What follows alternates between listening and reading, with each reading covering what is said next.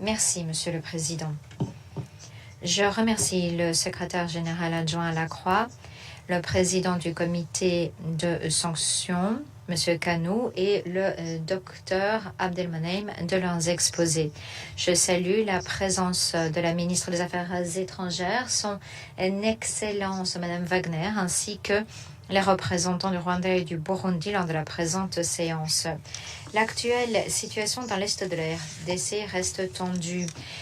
Le conflit, les violences ont déclenché une grave crise humanitaire. La communauté internationale doit faire des efforts concrets en faveur de la désescalade. Je ferai 3 commentaires.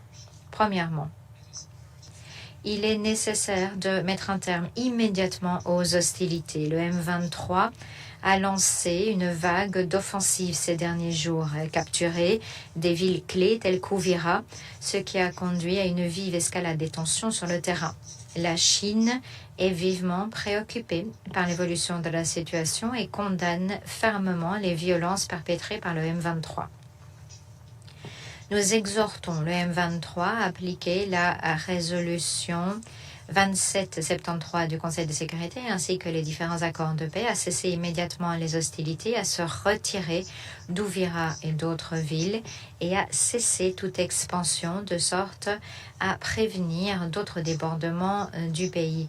Les acteurs externes devraient cesser toute forme de soutien aux groupes armés dans l'est de la RDC et tendre à une désescalade. Toutes les parties au conflit doivent respecter le droit international humanitaire, protéger les civils, y compris les citoyens étrangers, et lever toutes les restrictions à l'infrastructure et l'accès humanitaire cruciaux. La Chine appuie pleinement les efforts du gouvernement de la RDC visant à préserver sa souveraineté, son indépendance et son intégrité territoriale afin de rétablir l'autorité nationale dans l'est de la RDC dans les plus brefs délais. Deuxièmement, un dialogue sincère. Des négociations sont essentielles. Il n'y aura pas de règlement militaire du conflit dans l'est de la RDC. Un règlement politique est la seule issue.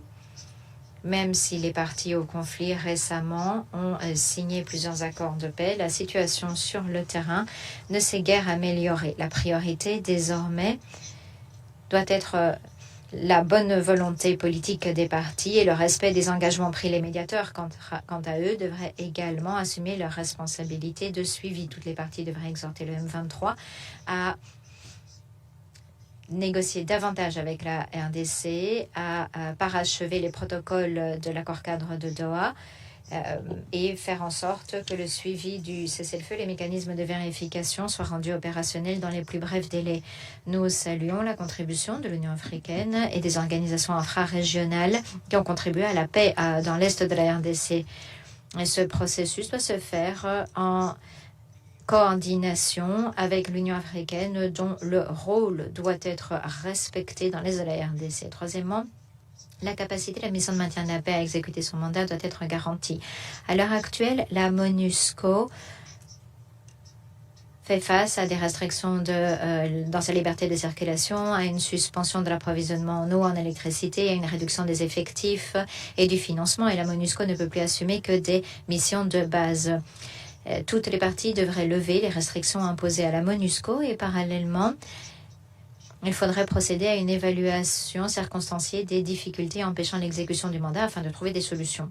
La MONUSCO peut jouer un rôle pour appuyer le processus de paix dans l'est de la RDC, notamment avec la vérification du cessez-le-feu. Toutefois, toute modification du mandat de la MONUSCO doit se faire en fonction de la situation sur le terrain avec un plan faisable et des résultats réaliste avec une évaluation approfondie du secrétariat.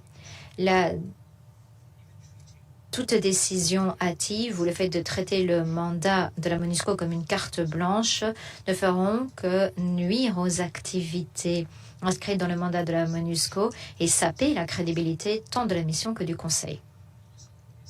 La MONUSCO est une mission de maintien de la paix de l'ONU. Ces activités doivent se faire dans le respect de la charte et être le reflet de la volonté commune des États membres. La Chine appuie pleinement la MINUSCO dans l'exercice de ses fonctions. Monsieur le Président, la situation dans l'Est de la RDC est à un tournant. La communauté internationale devrait mettre de côté des calculs géopolitiques, dégager un consensus en faveur de la paix, et unir ses forces avec toutes les parties et sincèrement s'engager en faveur de la paix, du développement et de la prospérité dans la région. En tant qu'ami des pays de la région, la Chine reste déterminée à travailler avec toutes les parties afin de parvenir à un règlement du conflit et de parvenir à la paix et la stabilité dans l'Est de la RDC. Je vous remercie, Monsieur le Président.